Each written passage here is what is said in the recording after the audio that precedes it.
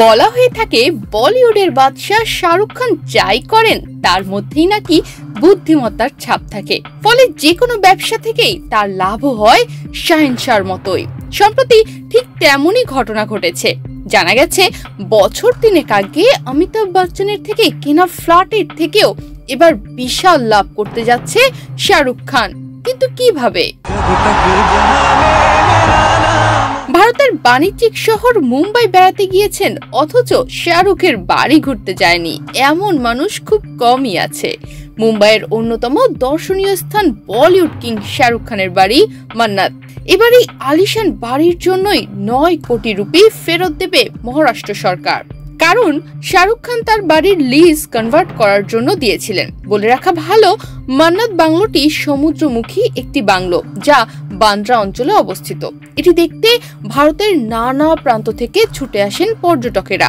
বছর 5 আগে মান্নাতকে পুরোপুরি নিজের করে নিতে উদ্যোগী হন বলিউড বাদশাহ শাহরুখ খান। ইজারার জমিকে ব্যক্তিগত মালিকানাধীন করতে সরকারকে মোটা টাকা দিতে হয় তাকে।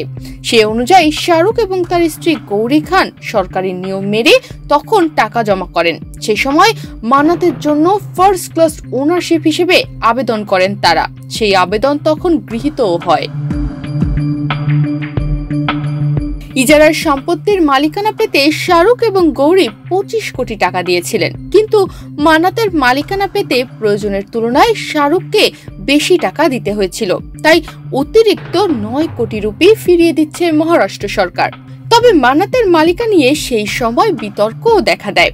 বলা হয়ে থাকে মোট 26,329 স্কয়ার ফিটের মালিকানা পেতে শাহরুখ 5 বছর আগেও যে টাকা দিয়েছিলেন তার তুলনায় বর্তমানে মান্নাতের বাজার মূল্য নাকি অনেক বেশি।